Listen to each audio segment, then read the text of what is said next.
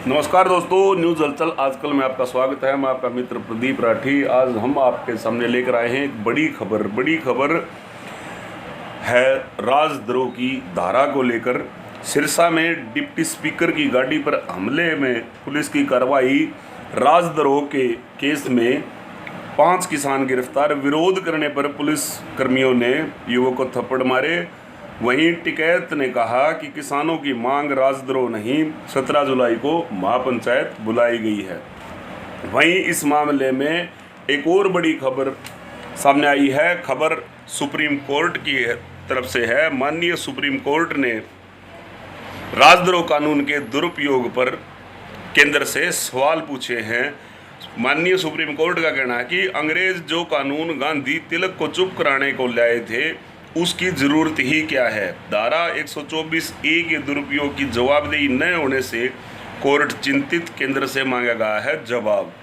Supreme court ने भारतीय दंड संहिता IPC की धारा 124A, जिसे राजद्रोह कानून कहा जाता है, कि दुरुपयोग और इसकी किसी भी जवाबदेही न होने पर चिंता जताई है। इस औपनिवेशिक काल में कानून की संवैधानिकता को चुनौती देने वाली याचिका पर सुनवाई करते हुए CJM यानी प्रधान न्यायाधीश NV रमना ने केंद्र सरकार से पूछा है कि जिस राजद्रोह कानून का इस्तेमाल अंग्रेजों ने स्वतंत्रता संग्राम आंदोलन को दबाने के लिए किया, क्या आज़ादी के 75 साल बाद भी उसे जारी रखना जरूरी है।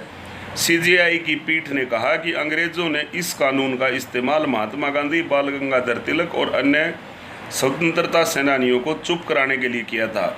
अभी के आंकड़े देखे जाएं तो इसके तहत दोषी ठहराए जाने की दर तो कम है, लेकिन ऐसे में क्या आज़ादी के 75 साल बाद भी सरकार को इसकी ज़रूरत लगती है। ऐसे कानूनों को जारी रखना दुर्भाग्यपूर्ण है। बड़े पैमाने में इसके दुरुपयोग के मामले सामने आ रहे हैं।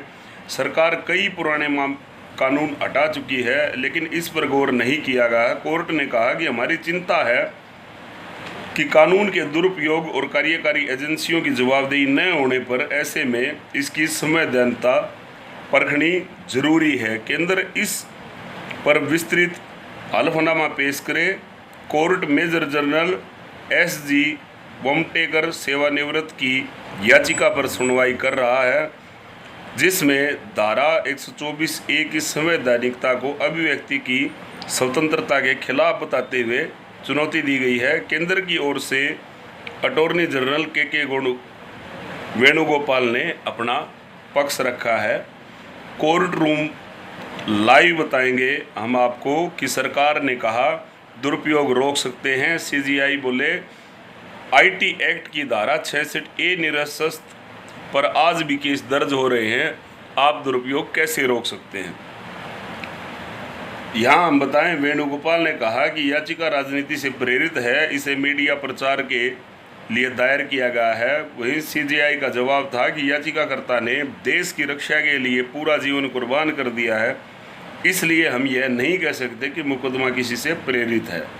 वहीं जवाब में बचाव पक्ष की या सरकार पक्ष की तरफ से कहा गया कि कानून रद्द करने की जगह कड़े दिशा निर्देश से दुरुपयोग को रोका जा सकता है, जिस पर CJI का जवाब था कि दिशा निर्देश जारी करने से हल नहीं निकलने वाला। IT एक्ट की धारा 66A को निरस्त करने के बावजूद देश भर में पुलिस इसके तहत केस दर्ज कर रही है। इन प्रावधानों के दुरुपयोग की जवाबदेही नहीं है।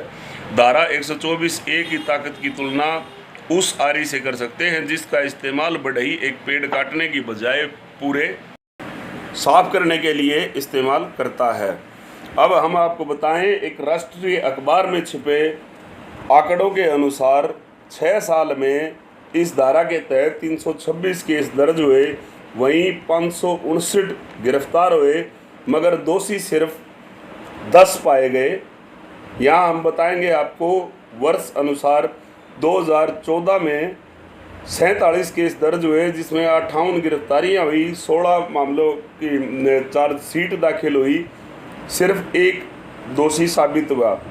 2015 में 30 केस दर्ज हुए, 73 गिरफ्तारी हुई, एक को चार्जशीट किया गया और कोई भी दोषी साबित नहीं हुआ। 2016 में 35 मामले दर्ज किए गए, जिसमें 48 गिरफ्तारियाँ हुई, 26 को चार्जशीट किया गया और सिर्फ एक उसमें दोषी साबित पाया गया। 2017 में 51 मामले दर्ज हुए जिसमें 228 गिरफ्तारियां हुई, 160 को चार्जशीट किया गया और 4 दोषी पाए गए। 2018 में 70 मामले दर्ज हुए जिसमें 56 की गिरफ्तारी हुई, 46 को चार्जशीट किया गया और 2 ही दोषी पाए गए। 2019 में 93 मामले इस धारा के तहत दर्ज हुए जिसमें 96 गिरफ्तारियां हुई, 76 को चार्जशीट किया गया व 2 को ही दोषी पाया गया। ऐसे में आप इस धारा की सार्थकता को सिद्ध कर सकते हैं और इसके दुरुपयोग का